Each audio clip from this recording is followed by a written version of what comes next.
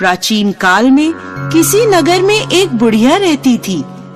वह प्रत्येक रविवार को सुबह उठकर स्नान आदि से निवृत्त होकर घर के आंगन को गाय के गोबर से लीपकर स्वच्छ करती थी। उसके बाद सूर्य भगवान की पूजा करती, फिर भोजन तैयार कर सूर्य देव को भोग लगाकर स्वयं भोजन करती थी। भगवान भास्कर की कृपा से उसे किसी प्रकार की चिंता और कष्ट नहीं था। धीरे धीरे उसका घर धन धान्य से भरता गया।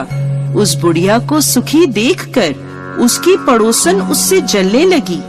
बुढ़िया के पास कोई गाय नहीं थी, अतः रविवार को घर लीपने के लिए वह पड़ोसन के आंगन में बंधी गाय का गोबर लाती थी। पड़ोसन ने ईर्ष्या में आकर अपनी गाय को घर के भीतर बांध लिया, जिस कारण बुढ़िया को रविवार को गोबर नहीं मिला। बुढ़िया अपना आंगन नहीं लीप सकी। आंगन ना लीपने के कारण उसने ना तो भोजन बनाया, ना ही सूर्य देव को भोग लगाया और स्वयं भी भोजन नहीं करा। सूर्यास्त होने पर भूखी प्यासी सो गई। इस प्रकार उसने निराहार व्रत करा। रात्रि में सूर्य भगवान ने उसे स्वप्न में दर्शन दिए और उन्होंने भोग न लगाने का कारण पूछा, तो बुढ़िया ने बहुत ही करुण स्वर में पड़ोसन द्वारा घर में गाय बांधने और गोबर न मिल पाने की बात कही। सूर्य देव ने अपने भक्त की परेशानी का कारण जानकर उसकी परेशानी दूर करते हुए कहा, माता, मैं आपकी भक्ति से प्रसन्न हूँ। मेरा व्रत करने और कथा सुनने से निर्धन को धन और बांझ स्त्रियों को पुत्र की प्राप्ति होती है। इसलिए मैं आपको एक ऐसी गाय देता हूँ जो सभी इच्छाएं पूर्ण करती है। स्वप्न में बुढ़िया को ऐसा वरदान देकर भगवान सूर्य अंतर्ध्यान हो गए। प्रातःकाल सूर्योदय से पूर्व उस बुढ़िया की आँख खुली तो अपने घर के आंगन में एक सुंदर गाय को देखकर वह हैरान हो गई। पड़ोसन ने उस बुढ़िया के आंगन में सुंदर गाय को देखा तो वह उससे और अधिक जलने लगी। जैसे ही गाय ने सोने का गोबर किया, पड़ोसन की आंखें फट गईं। पड़ोसन ने उस बुढ़िया को आसपास न पाकर तुरंत उस गोबर को उठाया और अपने घर ले गई तथा अपनी गाय का गोबर वहां रख आई। बुढ़िया को सोने के गोबर के बारे में पता ही नहीं चला और बुढ़िया पहले की तरह भगवान सूर्य देव का व्रत करती रही और कथा सुनती रही। पड़ोसन की चालाकी देखकर एक दिन सूर्य भगवान ने तेज आंधी चलाई, जिसके कारण बुढ़िया ने गाय को घर के भीतर बांध लिया।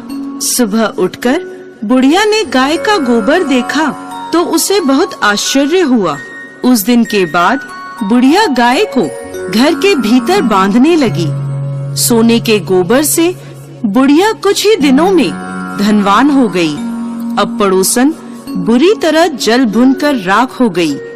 जब उसे सोने का गोबर पाने का कोई उपाय नहीं सूझा तो वह राजा के दरबार में पहुंची और राजा को सारी बात बताई। राजा ने अपने सैनिक भेजकर बुढ़िया की गाय लाने का आदेश दिया। सैनिक बुढ़िया के घर पहुँचे। उस समय बुढ़िया सूर्य भगवान को भोग लगाकर स्वयं भोजन ग्रहण करने वाली थी। राजा के सैनिकों ने गाय को खोला और अपने साथ महल की ओर ले चले।